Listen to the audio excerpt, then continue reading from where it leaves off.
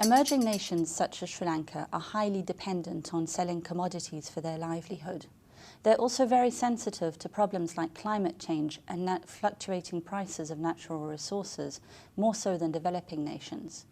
Today we are with Mr. Ravi Fernando, CEO of SLINTEC, the Sri Lankan Institute of Nanotechnology. So Ravi, what are the biggest issues sustainability is facing in Sri Lanka today, and how could we possibly address these? In terms of the issues that are faced in Sri Lanka, I would probably broad base it to issues faced in Asia, because the Asian issues are pretty much the Sri Lankan issues. Asia today has two major sustainability issues. One is prompted through climate change. And one of the key areas that the world is beginning to obviously feel is the shortage of water. And you might say, okay, you always see floods in Asia, and you wonder, but then how can there be water shortages? But if you look at the United Nations Environmental Program map on water, scarcity, by 2025, a good part of Asia, starting with India, will have major water shortages, physical water shortages. And not only physical water shortages, you're going to have both economic and physical water shortages. The second one is poverty. If one looks at poverty, the figures are that 1 in 2 people, even today, earn less than $2 a day. And that's the World Bank figures. Now, a good percentage of that below $2 population is in Asia. So the two big challenges that Asia faces, I would say, is one of environmental sustainability because of the lack of resources, especially water. And the second one is poverty, and that is social sustainability. So how is Asia addressing them?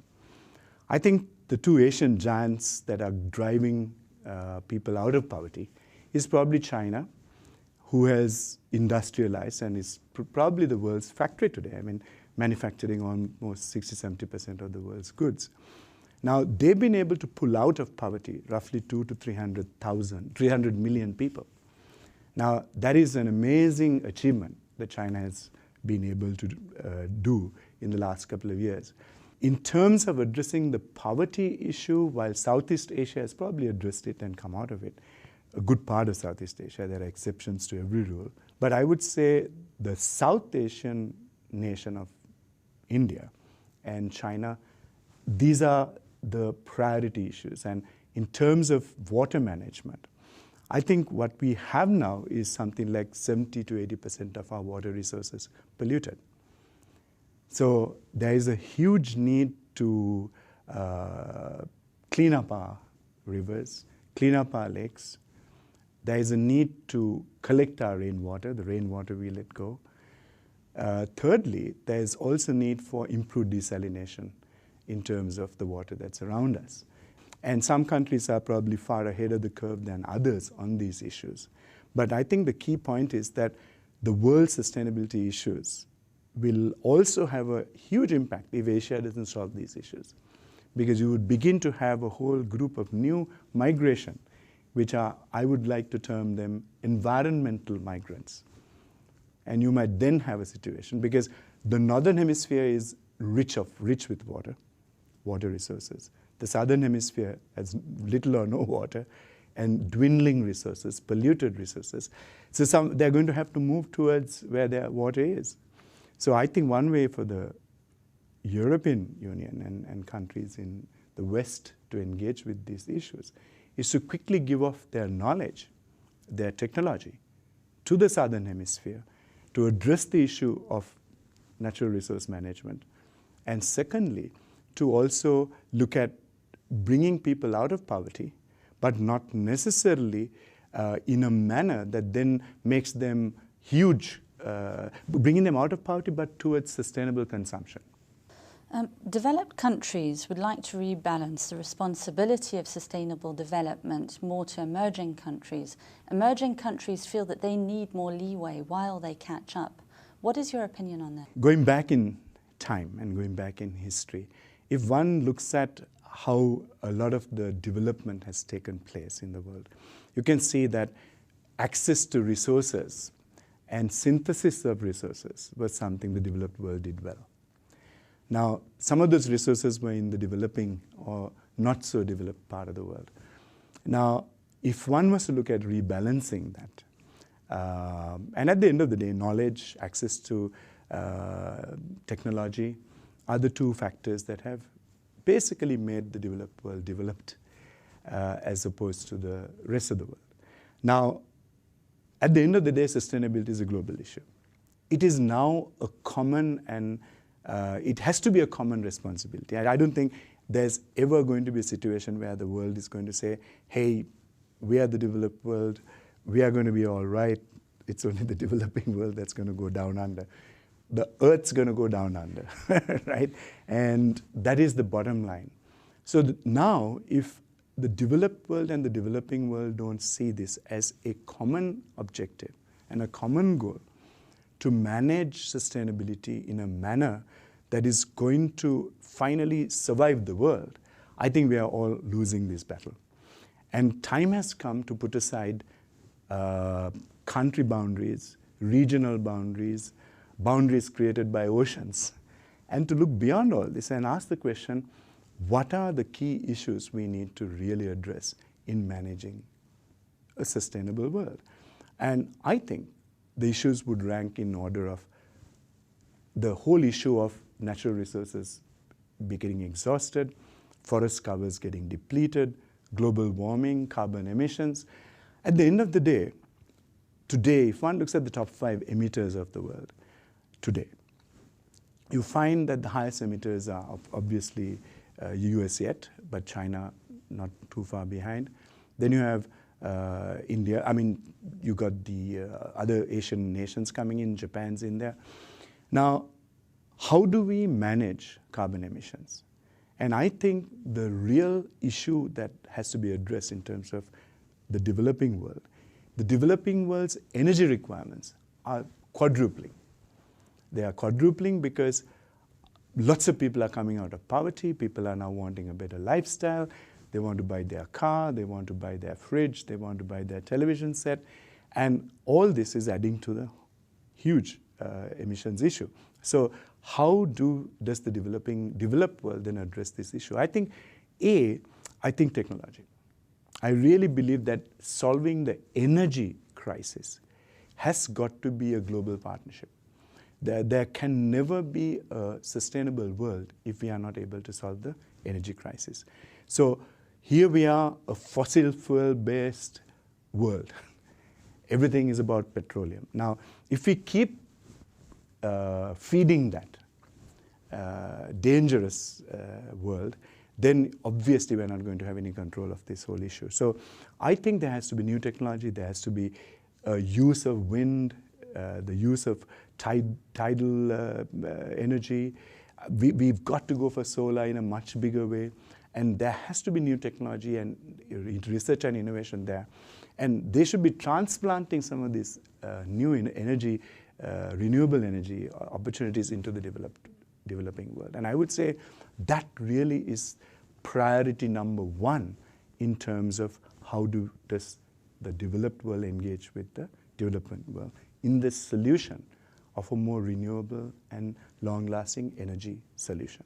Second one is we yet know in terms of per capita consumption, the developed world's per capita consumption is significantly higher in terms of even the whole emission side of things.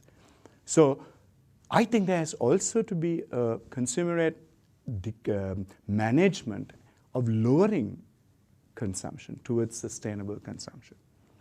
And I think if I was to pick on 2 big challenges, I would say energy for the developed world with technology and innovation, and managing consumption in the developed world.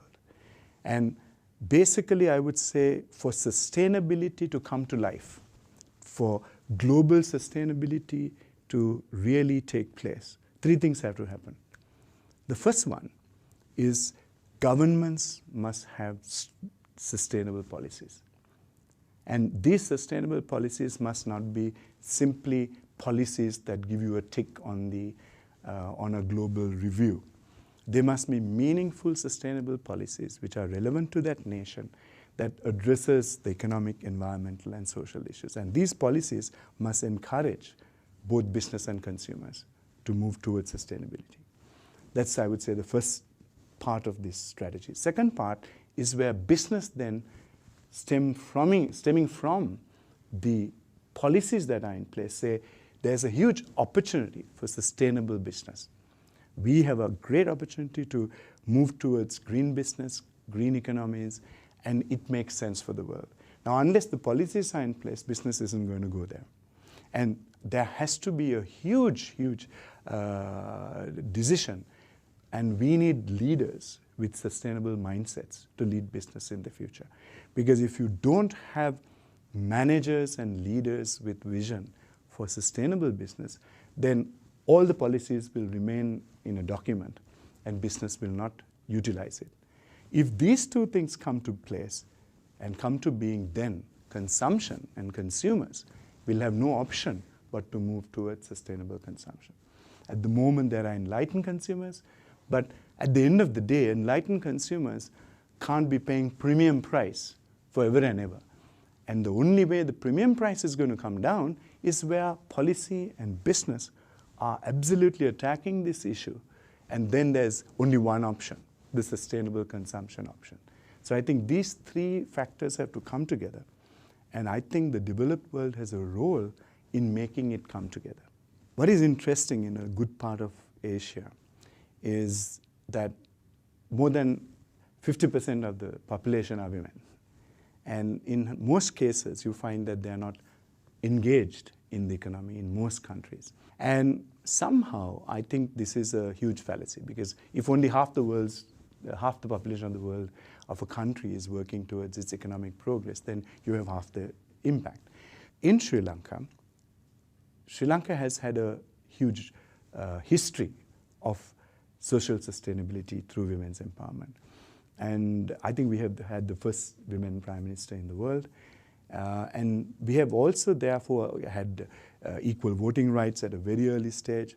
And here was an economy that somehow had engaged the women in society into economic endeavor. However, not really compensating them or giving them the kind of equality that gender demands. One could almost say that Sri Lanka's economy is being sustained by the efforts of women. But these ladies were always at the bottom end of the curve in terms of income, in terms of management of their resources, in terms of how they were looked upon, stigmas attached to these ladies. As I saw how the world's developed nations were moving in the area of sustainability, there was a new trend towards ethical sourcing and ethical consumerism. And starting with some of the issues that happened in the 90s, where companies were getting absolutely into trouble because of their poor work ethic in terms of managing the people working in this industry, especially in countries like Vietnam, in China, and in India. We found that Sri Lanka had a very different attitude to how these ladies had to be managed. But yet, in terms of real economic benefits, much more had to be done. And the company I worked for 5 years as Director of Sustainability and Corporate Branding, I saw that we had something unique. However, we just needed to bring together the best practices in our different factories and turn it into a huge competitive advantage. So we created a program which looked at three basic issues. We looked at career advancement, and we looked at a whole host of programs to strengthen career advancement. Secondly, we had a section on work-life balance.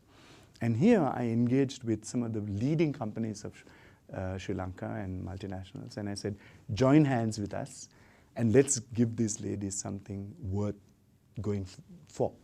So for example, I launched a program with HSBC, the bank. And we launched a program on managing personal finance. And this was a certificate program for apparel workers. We also did a program with Unilever.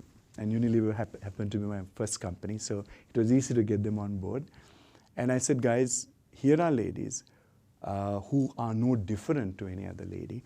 They also have aspirations. They like to look good, they like to feel good, and they also need help in terms of how they manage life. And we created a program called a Unilever Go Beyond program, where we had 2 modules, one on health and hygiene, one on grooming. And we did a whole certificate program for the ladies. And last but not least, we had an annual awards program, which was the rewarding excellence bit of it, 3rd part of the program, where each year, from every one of our factories, peers would recommend a lady who they thought had gone beyond.